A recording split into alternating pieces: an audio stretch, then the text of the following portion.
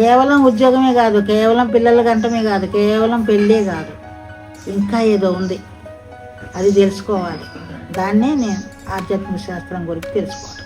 ఇంకా పైలోకాలకి వెళ్ళి అంటే అనుకోవచ్చు అందరు ఏంటంటే ఈ పైలోకాలు ఉన్నాయా లేవా అని, అంటే ఆ ధ్యానం చేస్తేనే తెలుస్తుంది. అనుకుంటాం డబ్బులు సంపాదించుకున్నాం, అవి తీసుకుపోతాం అనుకుంటున్నాం, పిల్లల్ని తీసుకుపోతాం అనుకుంటున్నాం, భార్య భర్తను తీసుకుపోతాం, ఏది తీసుకుపోం, అన్నీ ఇక్కడ వదిలేసేది.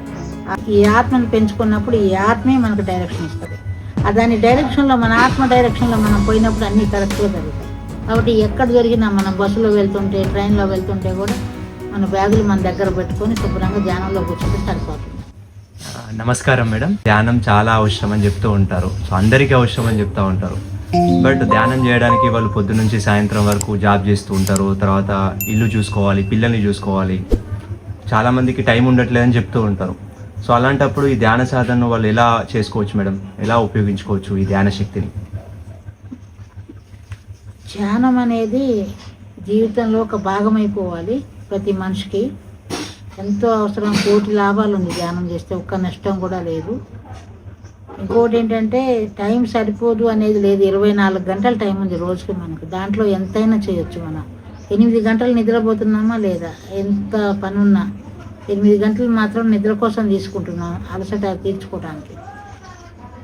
అయితే ఆ టైంలో నిద్రపోయేటప్పుడు ప్రకృతి మనకు కావాల్సినవన్నీ ధ్యానం చేస్తూ ఉంటే అన్ని రకాలుగా మనం హీల్ చేస్తూ ఉంటుంది. ఈ శరీరం ప్రకృతి ఇచ్చింది కాబట్టి ఆమె హీల్ చేస్తూ ఉంటుంది. హాయిగా నిద్రపోతే మనం పొద్దున్నే ఫ్రెష్గా లేవగలుగుతున్నాం. ఈ 8 గంటల నిద్ర అయితే దొరుకుతుంది ఎన్ని పనులున్నా. ఈ 8 గంటల్లో 2 గంటలు ధ్యానం చేసి మిగతా 6 గంటలు పడుకుంటే సరిపోతుంది. ఎందుకంటే ఒక గంట ధ్యానం చేస్తే 6 గంటల నిద్రతో సమానం. కాబట్టి గంట 2 గంటలు ధ్యానం చేస్తే 12 గంటలతో సమానం. అంత శక్తి వస్తుంది అన్నమాట. పొద్దున్న లేవగానే హ్యాపీగా అన్ని పనులు చేయగలుగుతారు. ధ్యానం చేస్తుంటే ఏంటి, మనసు ప్రశాంతంగా ఉంటుంది. దేనికి తొందరపడము, ఏది ఆలోచించాలో అది ఆలోచిస్తాము నిదానంగా. ఎప్పుడు ఏం చేయాలో అది తెలుస్తూ ఉంటుంది. కాబట్టి ఇదంతా తెలుసుకొని మన జీవితంలో అవసరం కాబట్టి ఇవన్నీ ఏవైతే అవసరమో రోజు దానికోసం ధ్యానం ఉపయోగపడుతుంది అన్నమాట. దానివల్ల ఏమవుతుంది, ఇంకా ఎక్కువ శారీరక శ్రమ కానీ మానసిక ఒత్తిడి కానీ ఏది లేకుండా మనం వెంటనే ఉపశమనం పొందొచ్చు. ధ్యానంలో 5 నిమిషాలు కూర్చుంటే చాలు, వెంటనే పోను ఎలా ఉంటుందంటే 5-10 నిమిషాలకే చాలా చేంజెస్ వస్తుంది.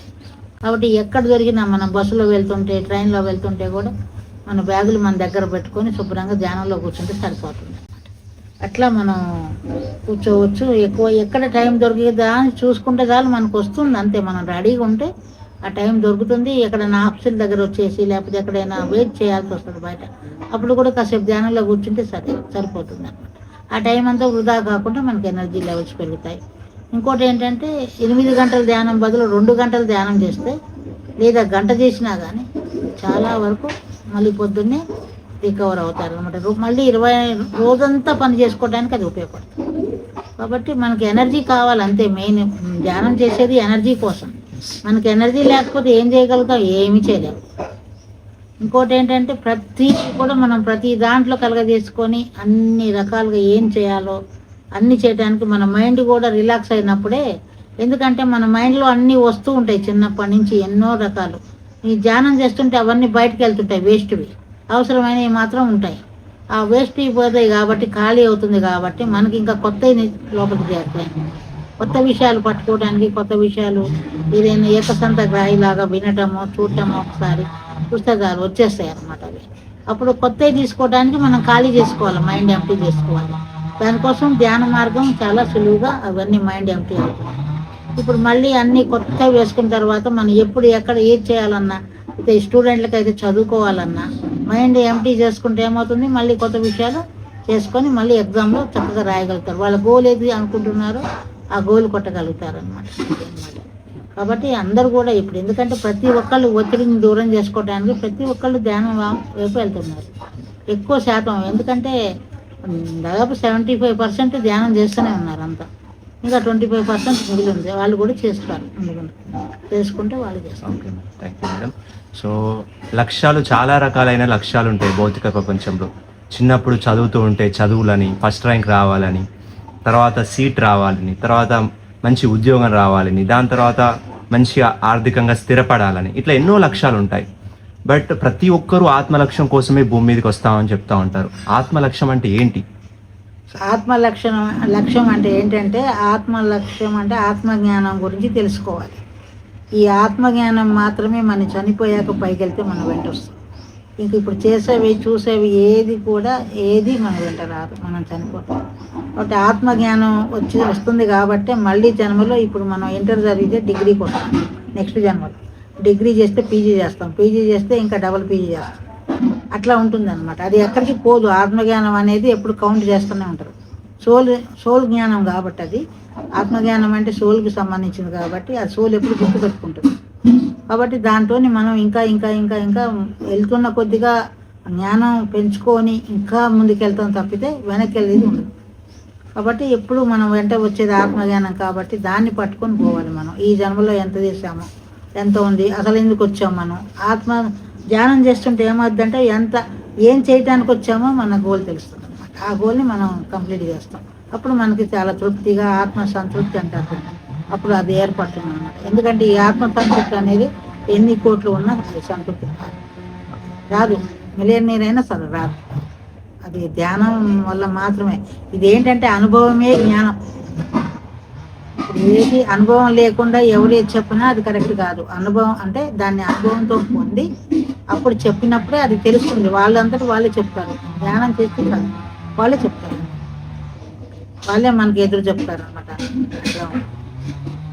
కొంతమంది ధ్యానం చెప్పడానికి కొంతమంది పిరమిడ్స్ కడతా ఉంటారు.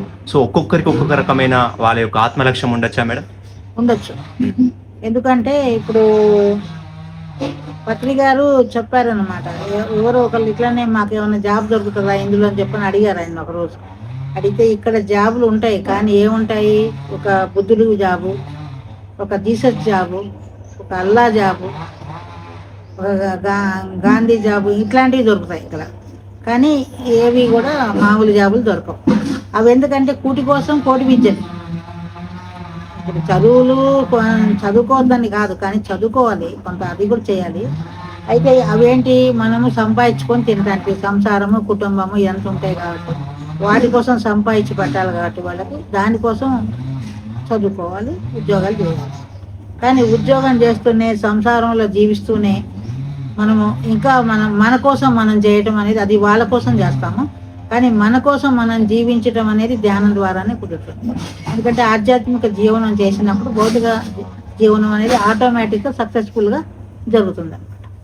అందుకే రెండు ఉంటే రెండు పడవ మీద చక్కగా చేస్తూ ఉన్నప్పుడు రెండు బ్యాలెన్స్ చేసుకుంటూ ఉంటాం అనమాట. అది చక్కగా ఎట్లా చేయాలి బ్యాలెన్స్ అనేది కూడా అర్థమవుతుంది అక్కడ క్లియర్గా. ఇంకోటి ఇద్దరు ఇంట్లో అందరూ చేశారనుకోండి, అంత చక్కని అవగాహనతో ఉంటారు అనమాట. ఏ గొడవలు చికాకులు లేకుండా చక్కటి అవగాహనతో అందరూ ధ్యానం చేస్తుంటే కూర్చొని హాయిగా ఏముంది, ఒక పిల్లలతో కూడా ఒక పావు గంట అర్ధగంట చేపించేస్తే వాళ్ళు కూడా చక్కగా చదువుతారు. ఎందుకంటే నేను స్టూడెంట్ల మీద ఎంతో ప్రయోగాలు చేశాను. నేను మా ఇంట్లోనే చేసుకుంటూ వచ్చాను. నేను పోయిన దాంట్లో చెప్పాను నేను. ఎందుకంటే మా ఇంట్లో పిల్లలే సరిగా మామూలుగా చదువులు బ్యాలెన్స్గా అంటే ఒక 35 మార్కులు వచ్చేవాళ్ళు బ్రహ్మాండంగా ఇప్పుడు చదివి ఉద్యోగాలు చేస్తున్నారు. అమెజాన్ అలాంటి వాటి కంపెనీలు చేస్తున్నారు. కాబట్టి ధ్యానం వల్లనే వాళ్ళు అట్లా షైన్ అయ్యారు. వాళ్ళకి అది తెలుసు. కాబట్టి అట్లా ఎంతోమంది స్టూడెంట్స్కి నేను చెప్పడం జరిగింది. ఇంజనీరింగ్ కాలేజీలు అన్నీ చెప్పాను నేను. ఎందుకంటే నేను ఓన్లీ 10th క్లాస్ చదివాను, కానీ ఈ జ్ఞానం అనేది తెలుసుకొని ఒక ఆధ్యాత్మికంగా ఒక శాస్త్రజ్ఞులాగా తయారయ్యాను. శాస్త్రజ్ఞులాగా తయారైపోబట్టే ఇప్పుడు అందరికీ చెప్పడం, ఇప్పుడు ఇంజనీరింగ్ కాలేజీలు డాక్టర్లకి అందరికీ చెప్పాను నేను. వాళ్ళందరూ చేస్తున్నారు. కాబట్టి అలాంటి వాళ్ళందరికీ కూడా మనం ఏంటంటే, నేను చదువు కాదు ఇక్కడ ఏంటి జ్ఞానం. జ్ఞానం అంటే ఏమవుతుంది, ఎంతలాంటి చదువుకున్న వాళ్ళు అందరూ కూడా వచ్చేసి నేర్చుకుంటున్నారు. ఎందుకంటే వాళ్ళ దైనందిన జీవితంలో కంపల్సరీ ధ్యానం అనేది చాలామందికి అర్థమైపోయింది. కాబట్టి అది ఈజీగా చేసేస్తున్నారు అంతా. ఎందుకంటే ఒకప్పుడు అడవికి పోయి ధ్యానం చేసేవాళ్ళంట. ఒకసారి పత్రి గారు చెప్పిన మాట ఏంటంటే, రావణాసుడు కూడా ధ్యానం చేశాడు.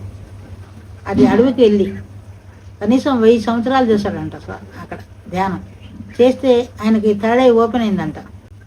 కానీ బుద్ధి పెరగలేదంట. ఎందుకు బుద్ధి పెరగలేదంటే, రాముడి భార్యను ఎత్తుకొచ్చాడు, ఇతరుల భార్యను ఎత్తుకొచ్చేసి ఉంచేశాడు కదా అక్కడ. అది చేయకూడదు కదా, అది బుద్ధి పెరగలేదన్నమాట. అంటే 1000 సంవత్సరాలు తపస్సు చేసినా బుద్ధి అయితే పెరగల. థర్డ్ ఐ ఓపెన్ అయింది. థర్డ్ ఐ ఓపెన్ అవుతుంది. కానీ బుద్ధి పెంచుకోవాలి. బుద్ధి కుశలత అనేది పెరుగుతుంది ధ్యానం వల్ల, రైట్ ఇంటెలెక్ట్. కాబట్టి అంటే సరి అయిన మార్గంలోకి మనం తీసుకుపోతుంది. ధ్యానం ఏంటంటే మన ఆత్మశక్తిని పెంచుకున్నప్పుడు, ధ్యానం ద్వారా మన ఆత్మశక్తి పెంచుతుంది కాబట్టి మన ఆత్మ డైరెక్షన్ ఇస్తుంది. మనం ఇటు పోవాలా అటు పోవాలా, ఏం చేయాలి, మనం ఎటువైపు వెళ్ళాలి అని మనకు ఒక ఆలోచన వస్తుంది అనుకోండి. అప్పుడు ధ్యానం చేస్తే కాసేపు ఎటువైపు వెళ్ళాలో మనకి దారి చూపిస్తుంది సోల్. ఎందుకంటే చాలామంది ఇప్పుడు బయట మాటలు వినటమే అర్థం చేసుకుంటున్నారు ఇప్పటి వరకు. కానీ ధ్యానం తర్వాత ఏం జరుగుతుందంటే మన లోపల చూసుకోవటం అలవాటవుతుంది. అప్పుడు లోపలికి వెళ్ళినప్పుడు మన ఆత్మతోని మనం కూడి ఉంటాం. మన ఆత్మతోని మనం కూడి ఉన్నప్పుడు ఏమవుతుంది, మనసు చచ్చిపోతుంది అక్కడ, అంటే లోపలికి వెళ్ళిపోతుంది. ఈ ఆత్మ రైజ్ అవుతుంది. ఈ ఆత్మని పెంచుకున్నప్పుడు ఈ ఆత్మే మనకు డైరెక్షన్ ఇస్తుంది. దాని డైరెక్షన్లో, మన ఆత్మ డైరెక్షన్లో మనం పోయినప్పుడు అన్నీ కరెక్ట్గా జరుగుతాయి. ఎక్కడ ఏమీ తేడా ఉండదు. మంచిగా అన్ని డైరెక్షన్స్ అంటాం. ఇది చెయ్యి, ఇది చేయకూడదు అని ఎప్పుడు మాట్లాడుతుంటే మనకు వినిపిస్తుంటుంది. ఎప్పుడు కూడా ప్రతి పనికి వినిపిస్తుంది అనమాట. ఇట్లా చేయకు, అట్లా చేయకు అని చెప్తూనే ఉంటుంది. కానీ మనం బయట చూస్తూ బయట వింటున్నాం, కానీ దీన్ని నోరు నొక్కేసాం. అది ఇప్పుడు ధ్యానంలో ఓపెన్ అయిపోతుంది అంతే. అన్ని అంటే నిశ్శబ్దాన్ని కూడా తెలుసుకోగలిగే స్థితి మన లోపల నిశ్శబ్దాన్ని. ఎందుకంటే ఆ నిశ్శబ్దంలో ఉండే సంగీతం కూడా మనకి వినపడుతుంది కొంతకాలం. లోపల జరిగే నిశ్శబ్దంలోంచి అది సంగీతం కూడా వినిపిస్తుంది మనకి కూర్చున్నప్పుడు, కళ్ళు మూసుకొని కూర్చుంటే అంత నిశ్శబ్దంగా ఉంటుంది అనమాట. ఎందుకంటే మనం నిశ్శబ్ద జీవితంలో జీవించినప్పుడు మనకి ఎలా ఉంటుందంటే ఎంతో తృప్తిగా, ఎంతో హాయిగా, అది 100 కోట్లు వచ్చినా ఉండదు అనమాట. అంత హాయిగా ఉంటుంది. అది అనుభవిస్తే తప్ప తెలియదు ఆనందం ఏంటనేది. ఆనంద స్థితి అంటే అది ఏదో బజార్కి వెళ్ళి అయ్యి కొనుక్కొచ్చుకొని హోటల్లో పోయి 4 తినేసి వస్తే అట్లా కాదు ఆనందం. అది లోపల ఆనందాన్ని మనం ఇక్కడ చూసుకోగలుగుతాం. ఆనంద స్థితిలో ఉన్నప్పుడు మనకు ఆటోమేటిక్గా కళ్ళమ్మటి వాటర్ వచ్చేస్తాయి. ఎందుకనంటే అంత ఆనందం పొందుతాం, అంత ఇన్వాల్వ్ అయిపోతుంది. అది నేను గమనించాను. ఎంతోమంది ద్వారా కూడా గమనించాను. నేను ధ్యానం చేసేటప్పుడు కళ్ళు కూడా మెరుస్తూ కనపడతాయి వాటర్ వచ్చేసి, వాళ్ళకి ధ్యానం చేయించలేక. ఎందుకు వస్తున్నాయి అవన్నీ అంటే చూడండి, అక్కడ ఆనంద స్థితి పొందారు కాసేపు, దానివల్ల కళ్ళల్లో ఆనందంగా బాష్పాలన్నమాట అవి. కాబట్టి అవన్నీ కూడా ఎప్పుడు అంటే ఇవన్నీ ప్రయోగాలు చేస్తూ ఉన్నప్పుడు ఎన్నో రకాల సమాధానాలు నాకు దొరికాయి. నాకు సొంత ప్రయోగాలు చేశాను నేను. ఎవరు చెప్పింది విని అట్లా కాదు, నేను ధ్యానం గురించి విన్నాను అంతే, తెలుసుకున్నాను, చేశాను. అప్పటి నుంచి నాలో నేను కూర్చొని నా ఆత్మ నుంచే నేను సందేశాలు తీసుకోవటం మొదలుపెట్టాను. నా ఫ్రెండ్ అనమాట ఆత్మ. నా ఆత్మ నా ఫ్రెండ్. నాకు బయట ఫ్రెండ్స్ కాదు, నా ఆత్మతో నేను ఫ్రెండ్షిప్ చేస్తాను. కాబట్టి అది డైరెక్షన్ ఇస్తుంది. కాబట్టి నేను ఎలా నడుస్తున్నాను, ఒక స్త్రీని అని అనుకోవట్లేదు, ఆత్మశక్తితో నడుస్తున్నాను. అందుకే అసాధ్యాన్ని సుసాధ్యం చేయవచ్చు అనేది నాకు అర్థమైపోయింది. కాబట్టి ఎందుకంటే ఎప్పుడంటే అప్పుడు మనం పైలోకాలకి వెళ్ళి అక్కడ కూడా లైబ్రరీలు ఉంటాయి. అక్కడి నుంచి కూడా ఎంతో విజ్ఞానం మనం తెలుసుకోవచ్చు. ప్రతి ఒక్క విషయాన్ని ధ్యానంలో కూర్చొని అడిగితే అన్నీ తెలిసిపోతుంది అనమాట. ఇంకోటి ఏంటంటే మనం ఎంత తినాలి, ఎప్పుడు తినాలి, ఎప్పుడు ఏ పని చేయాలి, ఎలా చేయాలి, ఎలా మాట్లాడాలి, ఎలా మాట్లాడకూడదు అన్నీ నేర్పిస్తుంది మన ఆత్మ. అదే తెలుసుకోవాలి. అది ధ్యానం ద్వారానే సాధ్యం, ఇంకా ఏ విధంగా సాధ్యం కాదు. ఇంకోటి ఏకసంతగ్రహం. అందుకని స్టూడెంట్లకి చాలా అద్భుతం అన్నమాట ఇది. ధ్యానం చేస్తే ఏమవుతుందంటే, నేను మా ఇంట్లో ఒక ఎగ్జాంపుల్ చెప్తాను. మా ఇంట్లో జరిగింది. మా చెల్లెల కొడుకు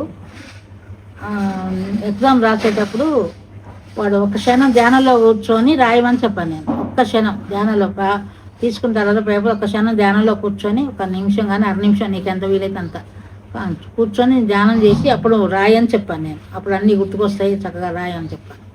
వాడు ఏం చేశాడంటే అలాగనే అని చెప్పి కూర్చున్నాడంట. కూర్చుంటే వాడు సడన్గా అవి వాళ్ళ నాన్నగారంట, వాళ్ళ డాడీ వచ్చి ఏదో చెప్పాడంట. స్టార్టింగ్ రావట్లేదు అనమాట ఆయనకి. ఆ స్టార్టింగ్ చెప్పాడంట. ఎందుకంటే వాళ్ళ డాడీ వస్తేనే ఆయన గుర్తుపట్టగలుగుతాడు, అందరినీ గుర్తుపట్టలేడు కదా. అందుకోసం వాళ్ళ డాడీకి అసలు ఆ చదువు తెలియదు, ఆ కథ తెలియదు. ఎందుకు చూస్తారు వాళ్ళు, చూడలేదు.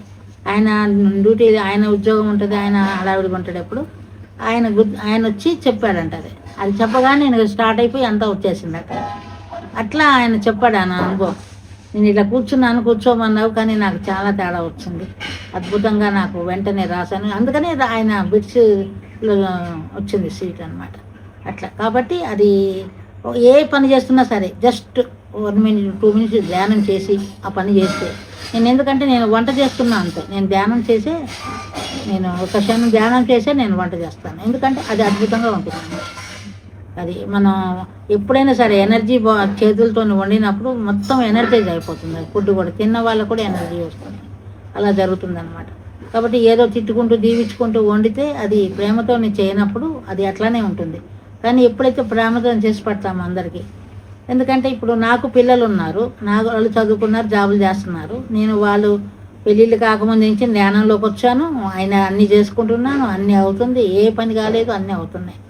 వాళ్ళకి అమెరికా వెళ్ళి కూడా 3 సార్లు వాళ్ళకి అమ్మాయికి డెలివరీ అంటే అట్లా కూడా వెళ్ళిపోయి చేసి అక్కడ కూడా ధ్యానం నేర్పించా. అక్కడ ఏం ఖాళీగా లేదు, అక్కడ కూడా ఏమేమి చేయాల్సింది. కాబట్టి ధ్యానం అనేది ఒకసారి ఆత్మ నిద్రలేచిందంటే ఊరుకోనివ్వదు, అది ఎప్పుడు పని చేస్తూనే ఉంటుంది. కాబట్టి నా 12వ ఏట నుంచి నీకు 68 ఏళ్ళు వచ్చినాయి. ఇప్పటి వరకు నాన్ స్టాప్ పని చేస్తున్నాను, ఎప్పుడు కూడా అలసట లేదు, నాన్ స్టాప్ పని చేస్తూనే ఉన్నాను. కాబట్టి ఎక్కువ పని చేస్తున్నా. అందరూ చేసే గృహిణీలు మామూలుగా ఆ పని కాదు, నా పని కాక ఇంట్లోది ఇంకా అందరి పనులు చేసి పెడతాను. కాబట్టి అన్ని పనులు చేస్తున్నాను. కాబట్టి ఎంతమందికైనా ఇప్పుడు ఎంత రీచ్ అయ్యానంటే, నా చైతన్యాన్ని ఎంత లేపుకున్నానంటే 400 మంది 500 మంది అయినా నేను ఆవలీలుగా వండేసేస్తాను అనమాట వంట. ఎందుకంటే నలుగురికి చేయలేకపోతున్నారు, నలుగురికి పోయింది 40 మందికి కూడా చేయలేరు. కానీ 400 మంది వరకు వండగలను అనేది నేను రీచ్ అయ్యాను. ఒక పర్సన్ నేను అప్పుడే ఉన్నాను, ఏదో ఒకళ్ళు ఇద్దరు నాకు అందించేటోళ్ళు ఉన్నారు. అవి కూరగాయలు కోసేటానికి అంతే, మొత్తం 400 మందికి కూడా చేశాను నేను. కాబట్టి ఇంకా చేయాలన్నా కూడా మొన్న పోయిన సంవత్సరం ఇక్కడ సంబరాలు జరుగుతుంటే మేమే చేసుకున్నాం వంట. నేను ఉండి దగ్గరుండి చూపించి అంతా చేసేసాను. దాదాపు 500 మంది అట్లా వచ్చారు, వాళ్ళకు కూడా చేసేసాను. మీరు వండేటి చాలా రుచికరంగా ఉంటాయని ఇక్కడ అందరు చెప్తూ ఉంటారు. సో ఏం మ్యాజిక్ చేస్తారు మేడం మీరు వండేటప్పుడు? ఇంట్లో మ్యాజిక్ ఏం లేదు, మాయామర్మం ఏం లేదు. ఇక్కడ ఏంటంటే మాస్టర్స్ నాకేం చెప్పారంటే, నువ్వు చేసే పత్రి గారు కూడా చెప్పారు ఉన్నప్పుడు, నువ్వు చేసే వంటని మళ్ళీ మళ్ళీ తినడానికి వస్తారు, ఎక్కడ ఆ రుచి దొరకదు బయట అని చెప్పారు. అవి సరే ఏంటబ్బా అనుకున్నాను నేను కూడా. సరే చేస్తున్నా, అందరూ బాగుంది అంటున్నారులే, కానీ ఏంటబ్బా అనుకున్నాను నేను. అయితే తీరా నేను ఒకరోజు వంట చేస్తుంటే, బ్రేక్ఫాస్ట్ తయారు చేస్తుంటే, పైనుంచి ధారగా పెద్ద ధార వైట్గా కాంతి అనేది వచ్చి పడుతుంది అందులో. నాకు ఫిజికల్ ఐస్ కనపడింది. అప్పుడు నేను మాస్టర్లు చెప్పేది నిజమే, అంతా పత్రి గారు చెప్పారు, మాస్టర్స్ చెప్పారు, నువ్వు చేసే వంటలో ఎనర్జీ ఉంటుంది. ఎందుకంటే ఇక్కడ ఒక్క మెతుకు పడ్డా కూడా కోతులు వచ్చి తినేస్తున్నాయి. ఏది కూడా పట్టిగా మన తొక్కిల్లో పడేదు, మనం వేస్ట్గా పోనిది అది అవి కూడా తింటాయి అన్నమాట వచ్చేసి ఒక్క మెతుకు పడ్డా బయట. కాబట్టి ఇక్కడ బయట టేబుల్ మీద పెట్టేసినప్పుడు కింద కొంచెం పడేది, అవన్నీ తినిపోతాయి అన్నమాట వెంటనే. ఇప్పుడు లోపల పెట్టడం వల్ల డైనింగ్ హాల్ అయ్యాక వాటికి ఇంకా దొరకట్లేదు. కాకపోతే దానికోసం మనం వేరే సపరేట్గా ఇస్తున్నాం. రోజు కొంత వాటికి కూడా వేయటం జరుగుతుంది అన్నమాట. ఇక్కడ ఎన్నో కోతులు ఉంటాయి, దాదాపు 5000 కోతులు ఉన్నాయి. అయితే ఆ కోతులన్నిటికి కూడా సరే వేస్తూ ఉన్నాము మేము. వాటికి సరిపోతుందో లేదో తెలియదు, కానీ మొత్తం మీద అయితే వచ్చి తింటాయి. దాదాపు ఒక 500 నుంచి 1000 కోతులు వచ్చి తింటాయి. అంటే ధ్యానులు ఏ పని చేసినా గానీ అది శక్తివంతంగా తయారవుతుంది. అక్కడ పనిచేసేది ఇప్పుడు ఎనర్జీ లేకనే కదా హీరోయిజం అనేది ఎక్కడి నుంచి వస్తుంది మనకి. కాబట్టి అక్కడ ఏంటంటే శక్తి వల్లనే ఇవన్నీ మనకి ఇదవుతాయి. ఎనర్జీ ఉంటేనే ఎంత, ఇప్పుడు ఎవరైనా హుషారుగా ఉంటే ఎంత ఎనర్జీ ఉంది వాళ్ళకి అనుకుంటాం మనం కదా. అదే హీరోయిజం అంతా. ఇంకా ఎందుకంటే ఆ హీరోయిజం మనం సంపాదించాలంటే ఆడ కానీ మగ కానీ ఎవరైనా సరే.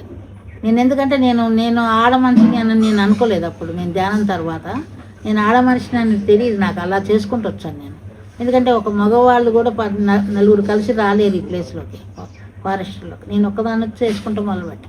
కాబట్టి నాకు ఏమనిపించలేదు, ఎందుకంటే ధ్యానం వల్ల ధైర్యం వచ్చింది. మనం ధ్యానం చేస్తే ఏమొస్తుంది, అష్టసిద్ధులు కలుగుతాయి. అష్టసిద్ధులు కలిగినప్పుడు ఏంటి, దాంట్లో ఉంటుంది ధైర్యలక్ష్మి, వీరలక్ష్మి, మోక్షలక్ష్మి, అన్ని లక్ష్మిలు ఉంటాయి, అన్ని రకాల సాహసాలు దాంట్లో ఉంటాయి. కాబట్టి అలాంటి అన్ని సిద్ధులు మనకు కలుగుతాయి ధ్యానం చేస్తే మొట్టమొదటిసారి. అది ఎవరికోళ్ళు అనుభవ జ్ఞానంతో తెలుసుకోవటమే, ఎవరు చెప్పేది ఉండదు అక్కడ. నీకు వచ్చిందా రాలేదా ఇది కాదు అక్కడ అసలు.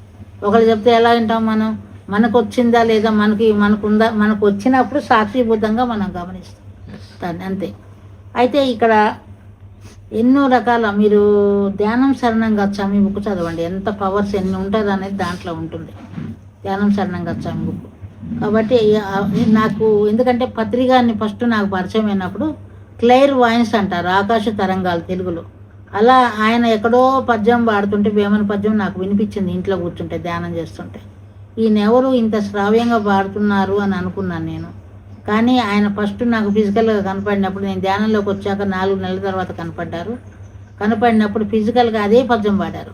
ఏం పద్యం పాడారంటే, పట్టు పట్టక రాదు పట్టి విడువక రాదు, పట్టు పట్టనేని బిగియ పట్టవలయ్య, పట్టి విడుచుట కంటే పడి చచ్చుట మేలయ్య, విశ్వదాభిరామ వినరవేమ అని పాడారు. అది నాకు వినపడింది అదే పద్యం. ఆయన అప్పుడు పాడితే ఓహో ఈయనే నాకు వినిపిస్తున్నాడు, ఈయన మాటలు వినపడుతున్నాయి, ఈయన గొంతే అని ఆ పద్యం పాడగానే నేను ఊగిపోయాను అనమాట ఆయన ముందు. ఆయన కొన్ని అనుభవాలు అడుగుతున్నారు ధ్యానం చేయించాక, అన్నిటికీ చెయ్యెత్తా నేను, ఎందుకంటే అన్ని అనుభవాలు నాకు వచ్చాయి.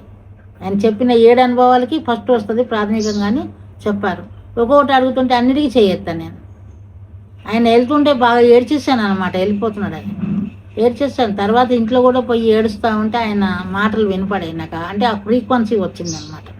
ఎందుకంటే ఆయన నుంచి ఫ్రీక్వెన్సీ ఏంటంటే, నువ్వు ధ్యానంలో కూర్చో అని అన్నాడు. అనగానే కూర్చున్నాను. కూర్చుంటే చక్కగా పాటలు పాడుతుంటే నేను హాయిగా ధ్యానంలో కూర్చుండిపోయినాను అంతే. ఆ చక్కటి పాటలు ఏంటంటే, ధ్యానం చేయుదామా అని పాట పాడేవారు. ఆ పాట ఎంత బాగుంటుంది అంటే, ఉయ్యాల్లో పిల్లల్ని చూపితే చక్కగా నిద్రపోతారు, లాలిపాట పాడితే అలా ఉంటుంది అనమాట. ఆయన పాడేది ఏ పాట పాడినా కానీ ఆ పాట పూర్తిగా ఇన్వాల్వ్ అయి పాడతారు ఆయన. ఏదో నోటి చివర వచ్చే మాటలు కావాలి, అది నేను గమనించాను. ఆయన ఇన్వాల్వ్ అయిపోతారు, దాంట్లో లీనమైపోయి పాడతారని నాకు అర్థమైంది. అందుకని నేను తర్వాత అప్పుడప్పుడు కొన్ని, ఇప్పుడు మళ్ళీ ఇక్కడికి వచ్చాక ఇదే పని సరిపోయిందిలే, కానీ అంతకుముందు కొన్ని పాటలను అట్లా ఇచ్చేసేదాన్ని నేను, ఎట్లా పాడాలి అనేది. ఎందుకంటే ఏదన్నా పాడుతుంటే అవన్నీ వచ్చి కూర్చున్నట్టుగానే పాడేవాడు ఆయన నిజంగా. అది ఊహించుకొని పాడటం కాదు, అది నిజంగా వచ్చిందేమో అన్నట్టు కనపడుతుంటుంది మనకు తాడేది వాళ్ళ చూస్తే. కాబట్టి అలా పాడేవారు. దాన్ని అట్లనే నేను చేసి కొంత ప్రాక్టీస్ చేసిన. ఓసారి నాతో పాడించుకున్నారు సారు ఇంట్లో. అంటే ఆయన కూర్చుంటే ఒకరోజు అందరు ఏమంటున్నారు, నువ్వు పాడుతున్నావు కదా ఇంత బాగా సార్ పాడమంటారు చూడని అంటే, నేను తప్పించుకొని తిరుగుతున్నా అటు ఇటు. ఒకరోజు సడన్గా దొరికిపోయా అనమాట, పాడమన్నారు, అంతే పాడేసాను. పాడితే చాలా బాగా పాడుతున్నారు మేడం అన్నారు. సరే, ఆయన ఏది పాడినా మంచిగానే ఉందని ప్రోత్సహిస్తారు అంతే. ఆయన ఒక్క మాటతో బాగానే పాడుతున్నామని మనం ఇంకా పాడుతుంటాం అన్నమాట. కానీ అది ఎట్లా పాడుతున్నామో ఆయనకే తెలుసు. కానీ ఆయన పెద్ద శాస్త్రజ్ఞుడు అందులో, సంగీతంలో సంగీత శాస్త్రజ్ఞుడు, ఆధ్యాత్మిక శాస్త్రజ్ఞుడు. ఆయన ముందు కుప్పి గంతులు వేయడానికి లేదు మనం, ఎందుకంటే అంత ఇన్వాల్వ్ చేస్తారు ఆయన. ప్రతి ఒక్కటి టక్కున చెప్పేస్తారు ఏదైనా సమాధానం కూడా. అది నేను చూశాను అనమాట. నేను అనేదాన్ని, మీ బుర్రలో ఇన్ని ఆలోచనలు, ఇంత తెలివి ఇంత ఉంది కదా, ఒక బుద్ధుడు కదా. చూశాను నేను ఫస్ట్ టైమే ఆయన చూసినప్పుడు బుద్ధుడు కనపడ్డాడు ఆయన లోపల. ఆయన లేడు, ఆయన లోపల బుద్ధుడు కనపడ్డాడు, సోలు. అయితే అప్పుడు నేను చూశాను అనమాట, నా తాడే ద్వారా చూస్తే ఆయన ఒక బుద్ధ భగవానుడు ఒకప్పుడు కనిపెట్టాడు ఆనాపాన సతి అనేది. ఆన అంటే ఉచ్ఛ్వాస, అపాన అంటే నిశ్వాస, సతి అంటే గురువు. ఇది కనిపెట్టిన తర్వాత ఆయన కొంతమందితో ఇంప్లిమెంటేషన్ చేశాడు. అప్పుడు తర్వాత అది మళ్ళీ కాలేదు కాబట్టి ఆయన ఫస్ట్ దివ్య కృష్ణమూర్తిలో రావాలని చూశాను. ఫస్ట్ ఆయన రజనీష్లో వచ్చారు. రజనీష్లో 4 years ఉన్నాడు. ఉన్న తర్వాత ఆయన చనిపోతేను మళ్ళీ ఆయన, అంటే ఆ 4 years టైంలోనే ఆయన ఒక పిరమిడ్ కట్టాడు పూనాలో. ఆ 4 years టైంలో ఆయనకి ఓషోగా పిలువబడ్డాడు. తర్వాత మళ్ళీ కూడా ఆయన వెళ్ళిపోయిన తర్వాత, రజనీష్ వెళ్ళిపోయాక మళ్ళీ దివ్య కృష్ణమూర్తిలో రావాలని చూశారు. ఎందుకంటే ఈ యొక్క బుద్ధుడి యొక్క శిష్యులు ఎవరంటే రజనీష్, ఓషో, పత్రిగారు ఆనందుడు అనే శిష్యుడు, ఓషో మహాకశ్యపుడు. ఈ ఇద్దరు శిష్యులు అనమాట బుద్ధుడి దగ్గర. వీళ్ళు ఎప్పుడైతే మళ్ళీ వచ్చి ఆయన దివ్య కృష్ణమూర్తిలో రావాలని ప్రవేశపెట్టాలని, అనీ బిసెంట్ అలాంటి వాళ్ళంతా థియోసాఫికల్ సొసైటీ వాళ్ళు ప్రవేశపెట్టాలని చూశారు. కానీ లాస్ట్ మినిట్లో ఆయన ఒప్పుకోకుంటే మళ్ళీ అప్పుడు ఆయన మళ్ళీ ఈ పత్రికారులో రావటం అనేది నేను గమనించాను. అప్పుడు ఈయన ఇంప్లిమెంటేషన్ చేస్తున్నారనమాట, ప్రపంచ స్థాయిలో మొత్తం చేయాలని. అలా చేస్తున్నారని నాకు క్లియర్గా అర్థమైంది. నేను ఆయనతో కూడా చెప్పాను. నాకు అప్పటి వరకు ఆయన చరిత్ర అంటే తెలియదు. ఫస్ట్ నేను తెలుసుకున్నాను ఆయన గురించి. తర్వాత ఆయన బయట క్లాసుల్లో చెప్పడం, పుస్తకాల్లో రావటం జరిగింది. అది నేను ఏదైతే చూసానో అదే కనపడింది. ఎందుకంటే 76లోనే వాకినయ్యారు పత్రికారు. ఒక యాక్సిడెంట్ జరిగింది. ఆయన మొత్తం జాబ్ చేస్తున్నప్పుడు ఆ జీబు యాక్సిడెంట్కి గురైంది చాలా ఘోరంగా. 3 పిల్లేరు గంటలు వేసింది ఆ జీబు. దాంట్లో ఆయన ఆ యాక్సిడెంట్లో ఆయన వాకినయ్యారు. మాస్టర్స్ వచ్చినప్పుడు అట్లా జరుగుతుంది అన్నమాట. అట్లా ఆ వాకిన్ అయినప్పుడు అప్పటి నుంచి ఆయన ఈ ప్రచారం మొదలుపెట్టారు. ఆయన ఉద్యోగం కూడా పక్కకు పెట్టేశారు. ఉద్యోగం రాజీనామా చేసేసి ఆయన 3 జిల్లాలకు అధికారి ఆఫీసర్ జాబ్ అయింది. కోరమండల్ ఫెర్టిలైజర్లో చేశారు. కానీ అది వదిలిపెట్టేసి 90 నుంచి ప్రచారమే ఉంది ఆయనకి. కాబట్టి ఆయన ఇంత సంవత్సరాలు, దాదాపు 40 సంవత్సరాలు పైగా చెప్తానే ఉన్నారు జ్ఞానం గురించి. ఎందుకంటే చాలా ఓపెన్గా మాట్లాడతారు ఆయన సభలో కూడా, చాలా ఓపెన్గా. నేను ఎక్కడ చూడలేదు అంత. ఎందుకంటే చాలామంది చెప్తూ ఉంటారు కానీ భక్తిపరంగా ఉంటుంది చెప్పినప్పుడు క్లాస్, ఎవరు చెప్పినా కానీ ఈయన అట్లా కాదు. ఈ అల్టిమేట్ చెప్పేస్తాడు సత్యం అంతే. ఇక ఇది ఉంది, ఇది ఇట్లా అట్లా కాదు, అల్టిమేట్ చెప్తాడు. నాకైతే ఆత్మ ఆనందపడేది ఆయన మాటలు వింటుంటే, చాలా ఆనందపడేది అనమాట. అంటే ఏదైతే సత్యం మనం రిసీవ్ చేసుకోగలుగుతామో వాళ్ళు కనెక్ట్ అయిపోతారు ఆయనకి. అది జరిగిందనమాట. అట్లా వింటూ ఉండేవాళ్ళం అంతే. ఎలా ఉంది క్లాస్ అని అడిగేవారు క్లాస్ అయిపోయాక. మామూలుగా సార్ బంపర్గా ఉండింది, మామూలుగా అది కొట్టేశారు సార్ క్లాస్ అని చెప్పేవాళ్ళం. ఎందుకంటే అంత కొత్త కొత్త మాటలు వస్తాయి, ఎప్పటికప్పుడే కొత్త కొత్త మాటలు చెప్తాడు ఆయన, కొత్త కొత్త సబ్జెక్ట్ చెప్తూ ఉంటారు. ఎందుకంటే ఒకసారి చెప్పాక మళ్ళా అదే సబ్జెక్ట్ కాదు, ఈరోజు ఏం చెప్పాలి వీళ్ళకి అని అనుకుంటాడు, అంతే వచ్చేస్తుంది. అలా చెప్పడం మొదలుపెట్టారు. అట్లా విని అందరం కూడా, సార్ ఈరోజు కొత్త మాటలు, నేను చెప్పేదాన్ని అడిగితే ఈరోజు కొత్త మాటలు వచ్చినాయి సార్ మీ నుంచి, ఈరోజు ఇవి చెప్పారు సార్ అని మళ్ళీ చెప్తే ఎంత ఆనందపడేవాడు. అవునా అవునా వచ్చాయా, కొత్త మాటలు వచ్చాయి వాళ్ళు అని అడిగేవాడు. అట్లా ఏంటంటే ఆయన చిన్న పిల్లవాడు, పసి పిల్లవాడిలాగా మాట్లాడేవారు. ఒక్కోసారి అంత చిన్నవాడు అయిపోతారు. కాబట్టి అదేంటంటే మనం 60లో 20 అంటారు. ధ్యానం తర్వాత జరిగేది అదే. ధ్యానం తర్వాత ఏమవుతుంది, మనం పసిపిల్లవాడికి ఎట్లా ఉంటుంది, చిన్నపిల్లవాడు ఏం చేస్తాడు, వాడికి ఏం తెలియదు, ఏ కర్మ లేదు, సమాజం కూడా ఏమీ తెలియదు వాడికి. కానీ వాడు ఎలా ఉంటాడు, జీరోలోనే ఉంటాడు.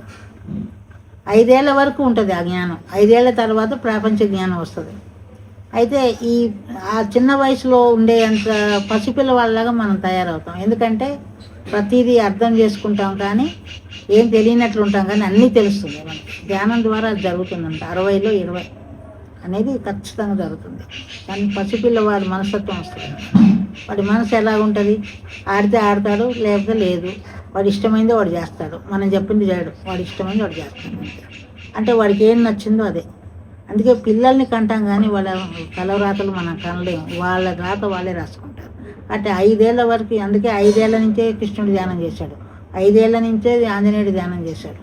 వీళ్ళంతా ధ్యానం చేసిందంతా కూడా 5 సంవత్సరాల తర్వాత నుంచి చేస్తూనే ఉండాలి, 5 నుంచిగా. ఎందుకంటే ఆ తర్వాత నుంచి ఆధ్యాత్మిక జ్ఞానం పోయి అప్పటి వరకు వాళ్ళు ఎవరో వాళ్ళకి తెలుసు, తర్వాత తెలియదు ఇక. అందుకోసం అప్పటి నుంచి ధ్యానం చేస్తే వాళ్ళు ఎవరో వాళ్ళు అలా తెలుసుకొని ఉంటారు. ఎందుకంటే చనిపోయేలాగా మనం ఎవరో మనం తెలుసుకోవాలి కదా. మనం ఎందుకు వచ్చాం, ఎందుకు ఈ భూమి మీదకి వచ్చాం, ఈ భూమికి ఎందుకు వచ్చాం, ఈ భూమిలో ఏం చేయాలి, ఇది కర్మల భూమి కాబట్టి కర్మలు క్లియర్ చేసుకోవడానికి వచ్చాం. చాలామంది అంటారు కర్మలు లేవు ఏమి లేవు అని. అట్లా కాదు, అవన్నీ తీర్చుకోవాలి, ఉంటాయి. లేకపోతే ఈ భూమి మీదకి ఎందుకు వస్తాం, కర్మలు లేకపోతే అసలు ఈ భూమి మీదకే రా. వేరే భూములు ఉంటాయి, అవి వెళ్తాం, కర్మలు లేని భూమి. కానీ ఈ భూమి మీద కర్మలు ఉంటాయి కాబట్టి ఇక్కడ తీర్చుకోవటానికే వస్తాం. ఎందుకంటే దేవుళ్ళైనా ఎవరైనా ఈ భూమి మీదకి వచ్చి కర్మలు క్లియర్ చేసుకొని పోతారు. అది నాకు అర్థమైంది. కాబట్టి నాకు కొన్ని ఉన్నాయి, అవి కూడా అనుభవాలు, చాలా అనుభవాలు. ఇంకోటి ఏంటంటే నేను చూసింది ఇక్కడ ఎంతోమంది మాస్టర్ని భౌతికమైన కళ్ళతో చూడటం జరిగింది. కాశ్మీర్ వ్యాలీలో ఉన్నప్పుడు జరిగింది, ధ్యానంలోకి వచ్చిన కొత్తల్లో కూడా జరిగింది, ఇంట్లో కూడా. అట్లా ఎందుకు వీళ్ళంతా నిజమా, సినిమాల్లో చూస్తూ ఉంటాం కానీ ఇక్కడ బయట జరుగుద్దా అనుకున్నాను నేను. నిజంగా వాళ్ళు కనపడిన తర్వాత నాకు అసలు ఇది చెప్పాలంటే కూడా ఎవరు లేరు ఇలా జరుగుతుందా అని. కానీ పత్రిసారికి అన్నీ తెలిసినట్లే మాట్లాడేవారు అనమాట. ఆయన కూడా ఒకసారి చెప్పాను నేను. చెప్తే నువ్వెంతో పుణ్యం చేసుకున్నావు మేడం, ఇప్పుడు అందరికి అన్నీ చేయడానికి వచ్చావు నువ్వు ఇట్లా ఇది మొదలు పెట్టాక కాశ్మీర్ వ్యాలీ దీన్ని చేయడానికే నువ్వు పుట్టావు అని చెప్పారు. దానికోసం వచ్చావు భూమి మీదకి అని చెప్పారు. కాబట్టి నేనేం చేస్తానో తెలుస్తుంది కాబట్టి నాకు కూడా ఆయన చెప్పడం దాన్ని ఇంకా క్లారిటీ ఇచ్చారు. నాకు తెలుస్తుంది కానీ నాకు క్లారిటీ ఇచ్చారు. ఎప్పుడైతే క్లారిటీ ఇచ్చారో నాకు అర్థమైంది ఏంటంటే నేను ఏం చేయాలనుకొని వచ్చానో అదే చేస్తున్నా కాబట్టి నాకు సంతృప్తిగా ఉంది. ఇప్పుడు ఒకటి చేయడానికి వచ్చి ఒకదాన్ని చేసామనుకోండి, కేవలం ఉద్యోగమే కాదు, కేవలం పిల్లల గంటమే కాదు, కేవలం పెళ్ళే కాదు, ఇంకా ఏదో ఉంది, అది తెలుసుకోవాలి. దాన్నే నేను ఆధ్యాత్మిక శాస్త్రం గురించి తెలుసుకోవటం, ఆత్మజ్ఞానం గురించి తెలుసుకోవటం. ఈ ఆత్మజ్ఞానం అనేది మన వెంట వస్తుంది ఖచ్చితంగా. దాన్ని మాత్రమే ఆస్తిగా మనం తీసుకుపోగలుగుతాము. కాబట్టి ఆత్మజ్ఞానం తీసుకుపోతాం అనేది తెలుసుకుంటే ఇవి ఎందుకంటే అంత ముందంతా ఏదో ఇల్లు కట్టుకున్నాం అది తీసిపోతాం అనుకుంటాం, డబ్బులు సంపాదించుకున్నాం అవి తీసిపోతాం అనుకుంటున్నాం, పిల్లల్ని తీసుకుపోతాం అనుకుంటున్నాం, భర్తను తీసుకుపోతాం, ఏది తీసుకుపోం, అన్నీ ఇక్కడ వదిలేసేదే. ఆత్మజ్ఞానం మాత్రం పట్టుకుపోతాం మనం. ఎందుకంటే ఈ ఆత్మ మళ్ళీ వచ్చి ఇంకో చోట పుట్టాలనుకుంటుంది, ఇక్కడే అనుకుంటుంది. అంటే కర్మలు బ్యాలెన్స్ ఉంటే ఇక్కడ పుడుతుంది, లేకపోతే మళ్ళీ ఎందుకంటే ఆదిశంకరాచార్య చెప్పారు, పునరపి జననం పునరపి మరణం. పోవటం రావటం, మళ్ళీ కర్మలు చేయటం, మళ్ళీ పోతుంది, మళ్ళీ వస్తుంది ఇదే భూమి మీదకి. అట్లా కాకుండా ఇంకా పైలోకాలు ఏంటి, ఇంకా ఏంటి, ఎందుకంటే ఆత్మజ్ఞానాన్ని పెంచుకుంటే ఖచ్చితంగా తెలుసుకుంటే ఇంకా పైలోకాలకి వెళ్ళి అంటే అనుకోవచ్చు అందరు ఏంటంటే ఈ పైలోకాలు ఉన్నాయా లేవా అని, అంటే ఆ ధ్యానం చేస్తేనే తెలుస్తుంది. ఒక పిరమిడ్ మాస్టర్ ఎట్లా ఉంటారంటే ఎప్పుడు ఏదో ఒకటి చేస్తూనే ఉంటారు. అలాంటి వాళ్ళే ఈ దీంట్లోకి వస్తారు, ఈ జోన్లోకి. పత్రి సార్ ఏం చేశారంటే వచ్చేటప్పుడు ఆయన ఒక్కడే కాకుండా బెటాలియన్ తీసుకొచ్చారు వర్క్ చేయడానికి. నాకు ఒక బెటాలియన్ కావాలి. అట్లా 1,44,000 మందిని దింపుకున్నాడు భూమి మీద.